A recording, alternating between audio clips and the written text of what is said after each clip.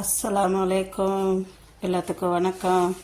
வாங்க, இன்றைக்கி நான் கோழியை மஞ்சத்தூள் போட்டு உப்பு போட்டு அவிச்சு எடுத்து இங்கே எலும்பு இல்லாத எல்லாம் போட்டு வச்சுருக்குறேன். இங்கே பாருங்க, எலும்பு இல்லாமல்.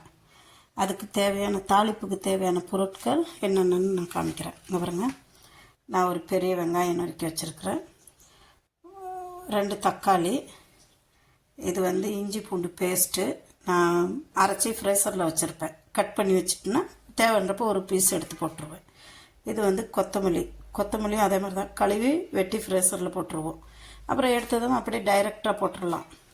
அதுக்கு காரத்துக்கு தேவையான பொருட்கள் என்னென்ன பார்ப்போங்களா. ருசிக்கு தேவையானது இங்கே பாருங்கள், ருசிக்கு தேவையானது.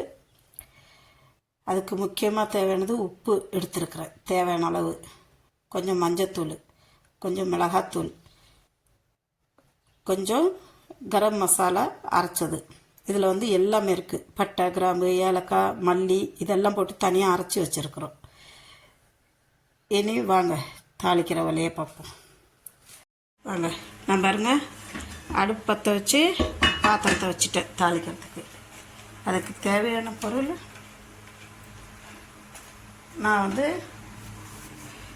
நல்லெண்ணெய் ஊற்றுறேன்.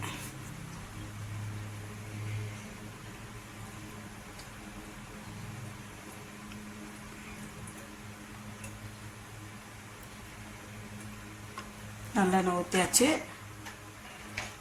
நல்லெண்ணெய் காயிட்டும். அப்புறம் நம்ம அதுக்கு தேவையான பொருள் இங்கே எடுத்து வச்சுக்குவோம் பக்கத்தில். பாருங்க, பாத்திரம் காய்ஞ்சிருச்சு. இப்போ நான் அதில்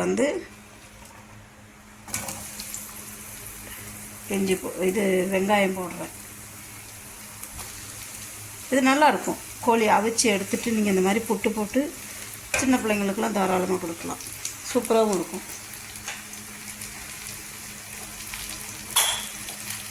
இது வெங்காயம் கொஞ்சம் வதங்கட்டும்.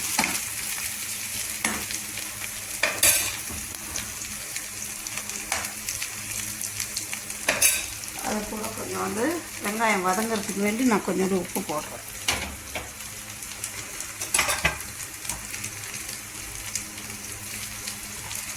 தேவையான அளவு உப்பு போட்டுட்டேன்.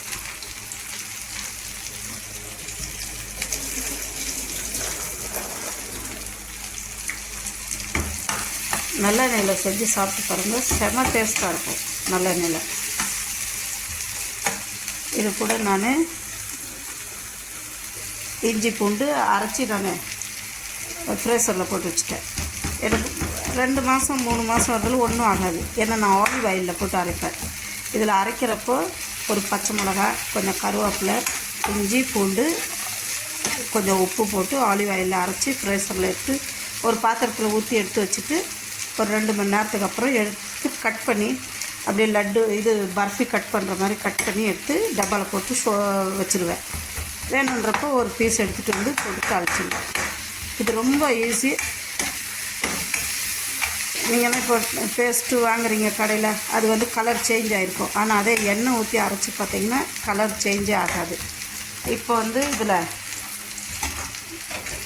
இந்த மல்லித்தலையும் தக்காளியும் போட போகிறேன். மல்லி நான் ஃப்ரேசரில் எடுத்து வைக்கிறதுனால அது நம்ம டைரெக்டாக பாத்திரம் அடுப்பில் இருக்கிறப்பே கொண்டு போட்டுருணும். அப்போ தான் ஃப்ரெஷ்ஷாகவே இருக்கும். இல்லைன்னா தண்ணி விட்டுரும். அப்போ நம்ம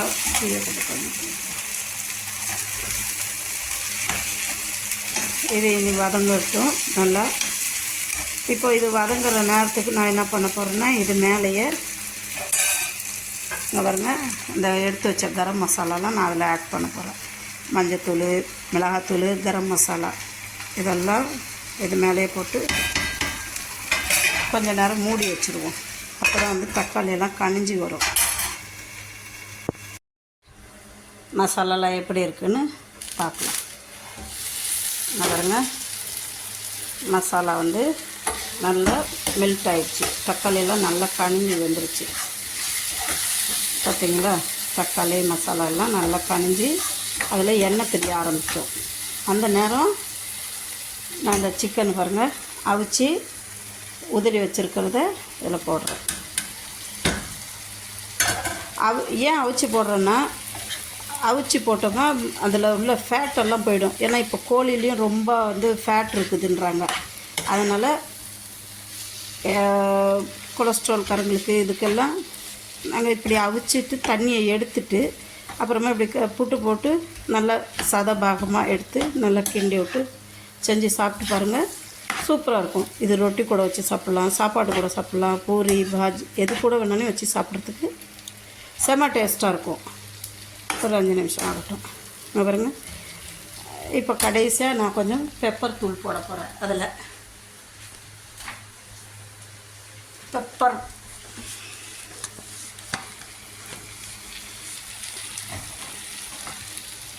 போட இறக்குறப்போ கொஞ்சம் பெப்பர் போட்டு இறக்குங்க. சூப்பராக இருக்கும். பாருங்க.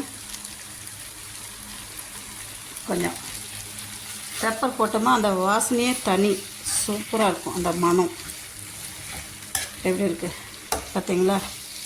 நல்லா கிண்டி விட்டு உங்களுக்கு உப்பு தேவைன்றவங்க பார்த்துக்கலாம். ஏன்னா நம்ம சிக்கனில் ஆல்ரெடி உப்பு போட்டிருக்குறோம், இஞ்சி பூண்டுலேயும் உப்பு போட்டிருக்குறோம். அதனால் தேவைப்படாது, எல்லாம் சரியாக இருக்கும். உங்களுக்கு இப்படி வேணும்னாலும் இப்படி வச்சு சாப்பிட்லாம். இல்லை அப்படி பெரட்டின மாதிரி வேணும்னா கொஞ்சம் தண்ணி விட்டுக்கலாம். எனக்கு வந்து ரச சாதத்து கூட சாப்பிட்றதுக்கு இப்படி செஞ்சால் சூப்பராக இருக்கும். கொஞ்சம் நீங்களும் இது மாதிரி வீட்டில் செஞ்சு சாப்பிட்டு பாருங்கள். இப்போயும் சொல்கிறேன், கோழியை அவிச்சு எடுத்துகிட்டு கோழியை எலும்பு இல்லாமல் நீக்கி எடுத்து உதிரி பண்ணி வச்சுக்கோங்க. இஞ்சி பூண்டு வெங்காயம் தக்காளி எடுத்து வச்சுக்கோங்க. வெங்காயத்தை தாளித்து விட்டு இஞ்சி பூண்டு தக்காளி எல்லாம் போட்டு நல்லா கனிஞ்சி வர்றப்போ அந்த எடுத்து வச்சுருக்கிற மிளகாத்தூள், மல்லி, கரம் மசாலா தூள், மஞ்சள் இது 3ஐயும் போட்டு மூடி வச்சுருங்க. அப்போ அதோடய வாசனையும் போயிடும், இதுவும் மெல்ட் ஆகிடும். அதுக்கப்புறம் சிக்கனை போட்டு நல்லா கிண்டி விட்டு இறக்க போகிற நேரத்துக்கு பெப்பரை போட்டுருங்க. பெப்பரை போட்டு இறக்கிட்டிங்கன்னா சூப்பரான சிக்கன் கிரேவி ரெடி ஆகிடும். வாங்க சாப்பிட்லாம். அப்புறம் பிடிச்சிருந்தா ஷேர் பண்ணுங்கள், சப்ஸ்கிரைப் பண்ணுங்கள், மறந்துடாதீங்க. உங்கள் சேனல் மிக்சிங் சேனல் லைக் பண்ணுங்கள், கமெண்ட் பண்ணுங்கள். நீங்களும் இது மாதிரி செஞ்சு சாப்பிட்டு பாருங்கள். செம்மையாக இருக்கும். பார்த்தீங்களா எப்படி சாப்பிட்றதுக்கு சூப்பராக இருக்கும். நான் இன்றைக்கி எங்கள் வீட்டில் பிரியாணி இருக்குது, பிரியாணி கூட வச்சு சாப்பிட போகிறேன்.